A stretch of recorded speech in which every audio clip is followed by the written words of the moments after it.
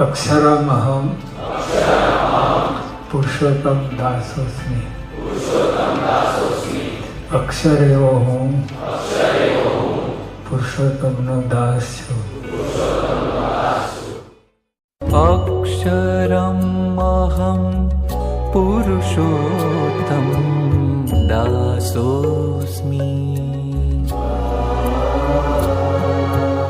अक्षरमहं पुरुषो। नारायण नारायण।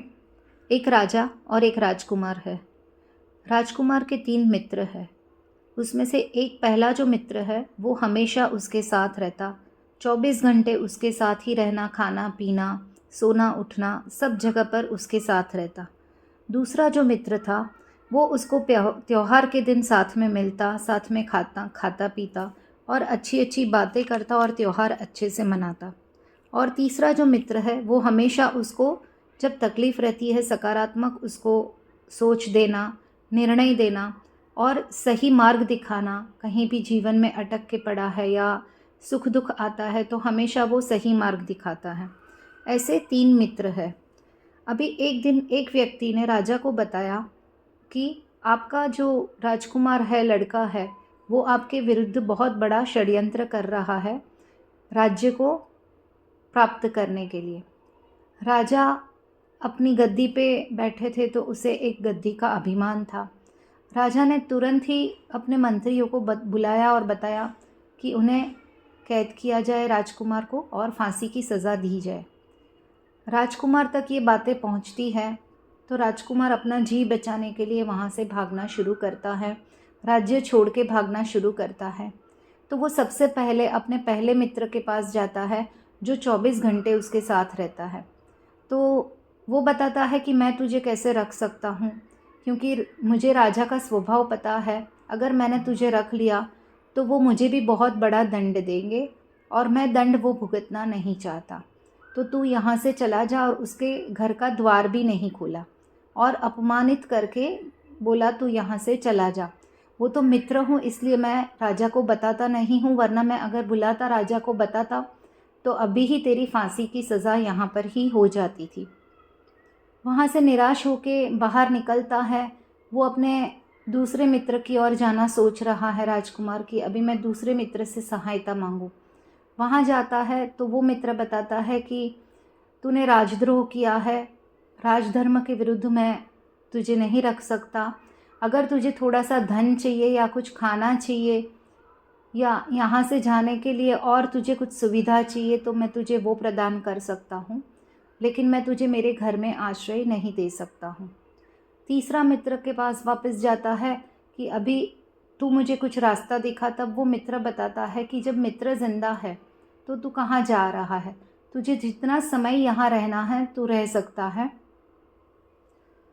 और फिर उसको बिठाया, थोड़ा स्वस्थ किया, खाना पीना दिया और फिर उनसे सब बातचीत करने लगा। तब उसे पता चला कि राजकुमार निर्दोष है, उसने तो ऐसा कोई भी षड्यंत्र रचा ही नहीं है, लेकिन कहीं ना कहीं किसी व्यक्ति ने राजा को ऐसे बताया कि राजकुमार ने ऐसे किया है।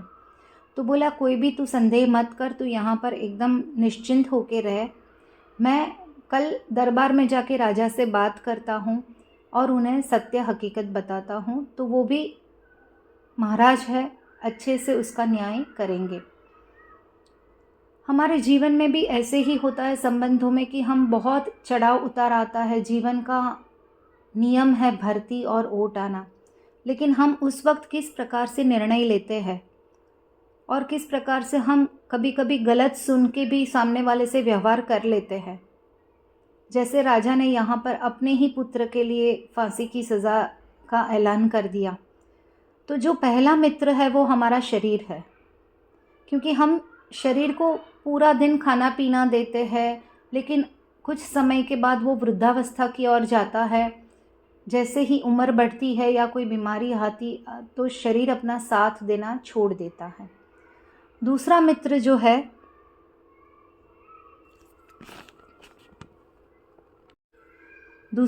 जो है वो हमारे संबंधी है, कि जो हमारे माता पिता, भाई बहन, पति पत्नी, पुत्र पुत्री या जो भी हमारे जीवन में हमारे निजी संबंधी है वो है।